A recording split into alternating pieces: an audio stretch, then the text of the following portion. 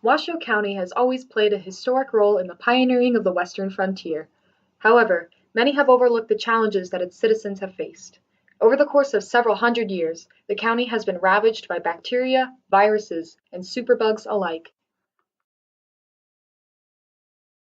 Since its settlement in 1861, Washoe County has faced difficulties with disease, and smallpox was a huge issue for the community. The conditions of the county hospital were extremely poor, and workers would dispose of infected bedding and blankets by throwing them into the Truckee River, which carried them away to Indian reservations. In response to the growing number of people becoming infected with smallpox, a new hospital was founded under the name Washoe Clinic.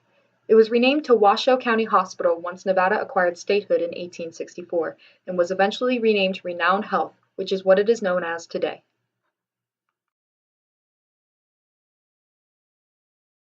However, many doctors within the area at this time had no certification and minimal education, which left many residents at risk of maltreatment.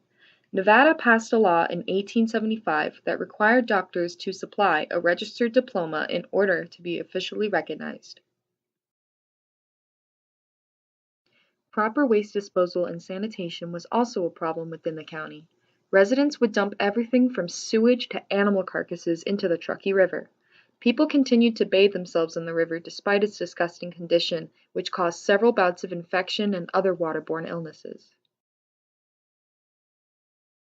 With the progression of society, practices of proper sanitation have reduced the spread of many historically threatening diseases. Recently, however, Washoe County has been exposed to diseases that were previously isolated from the area.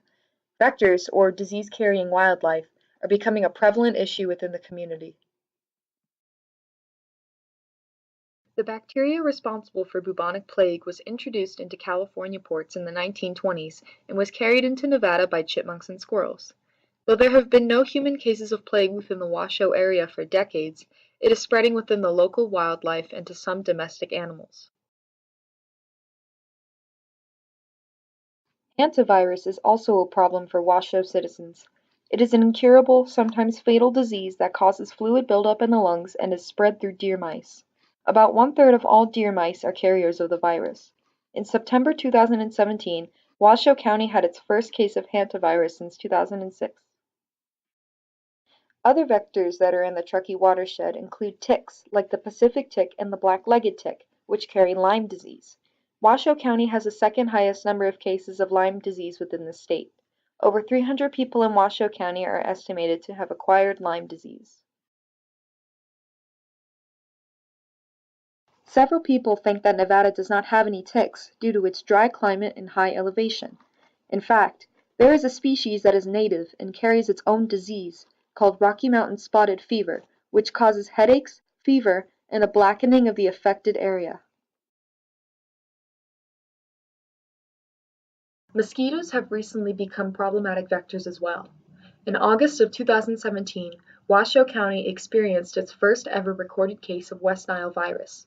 Since then, scientists have performed several mosquito tests within the area, and there has been a large increase in the amount of tests that have returned positive compared to previous years. Burning Man attendees were affected by the news of West Nile's existence, since the playa has received large amounts of rain in recent years, which has caused mosquitoes to migrate. The report of the first case and news of his eventual passing led several burners to be wary about attending the annual festival.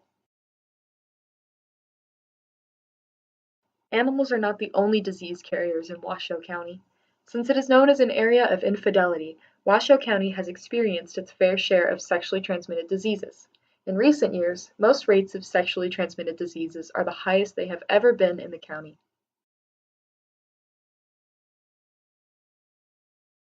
The rate of chlamydia in Washoe is higher than that of the national average, and the most affected group is girls aged 15 to 24.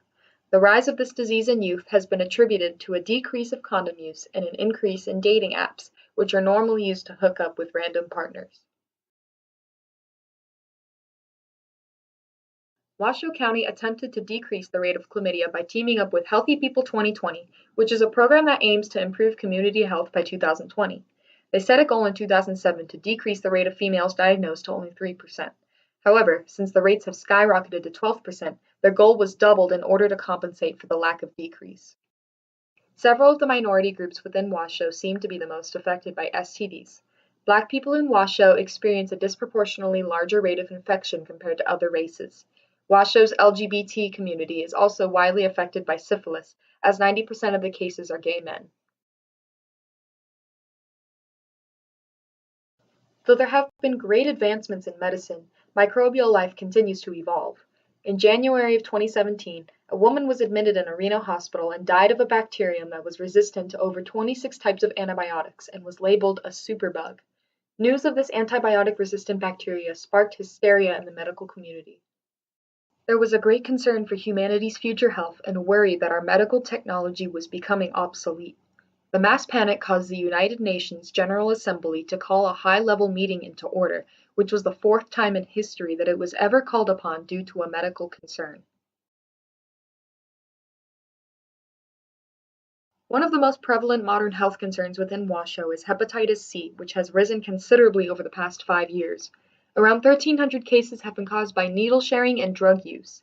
Though the cases are advised to receive vaccinations of the other types of hepatitis, 80% of them do not receive them, suggesting they cannot afford proper health care. While Washoe County has made considerable strides in terms of communal health, there are clearly still issues tied to lack of education and social class. By studying the diseases within the area and addressing the causes of them, we may be able to stay one step ahead in the battle against our microscopic enemies.